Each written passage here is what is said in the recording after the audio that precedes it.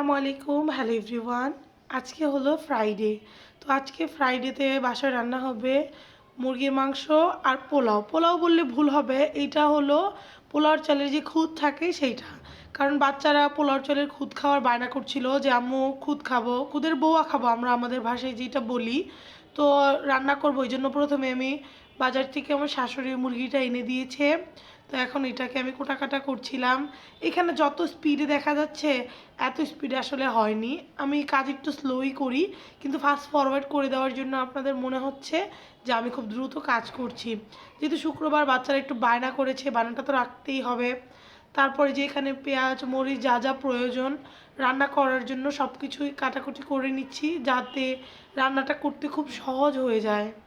আসলে কি শুক্রবার দিন আসলে বাচ্চারা একটা আমেজে মেতে থাকে যে হ্যাঁ শুক্রবারের দিন ভালো কিছু খাবার হবে, তারপর শুক্রবারের দিন জুম্মার নামাজ পড়তে যাবে, এই জন্য বাচ্চারা খুবই এক্সাইটেড থাকে। তারপর আমার শাশুড়ি এখানে শাক করছিল, কারণ ওনারা তো বলে শুধু মুরগি দিয়ে আমরা খেতে পারবো না, একটা শাক বা ভাজি করে ফেলো। তো ওই জন্য আমার শাশুড়ি শাক করছিল, আর আমি এখানে এসে পড়েছিলাম ধোয়া করার জন্য, মুরগিগুলো ধুচ্ছিলাম। তো মুরগিটা সুন্দর করে ধুচ্ছিলাম, আর আমার কাছে যতই আমি ধুই আমার কাছে মনে হয় পরিষ্কার হয় না, মানে অনেকগুলো ধোয়া দিই আমি, ধোয়া দিতে দিতে আর কি বলবো। তারপর ধোয়া শেষে আমি চলে আসলাম রান্না করার জন্য। আমি ক্যামেরা ধরে রাখছিলাম আর মাই রান্না করছিল মূলত সব রান্না বান্নাগুলো। আমার শাশুড়ি মা যেভাবে মুরগি রান্না করে, মুরগিটা রান্না খুবই মজা হয়। তো এই যে দেখেন ঝটপট আপনাদেরকে দেখিয়ে ফেললাম মুরগিটা রান্না। যদি আপনারা ইন ডিটেলস ভিডিও চান তাহলে আমাকে বলবেন, আমি আপনাদেরকে ইন ডিটেলস ভিডিও করে দিব। তো এই যে এখানে আমি শাক ভাজি করছিলাম, শাকটাকে সিদ্ধ করে তারপর এইভাবে শাকটা রান্না করলে সবাই খেতে পছন্দ করে। তারপর রান্না খাওয়া দাওয়া তো শেষ। তারপর আমি প্রত্যেক দিনের রুটিন এটা আমার, বিকাল 4টা থেকে রাত 10টা পর্যন্ত আমি আমার টেলারিংয়ের যে কাজ থাকে সেইটা আমি করি। তো আমার বোন বলছিল আপু তোমার এটাও ভিডিও করি, তুমি এটাও দিও।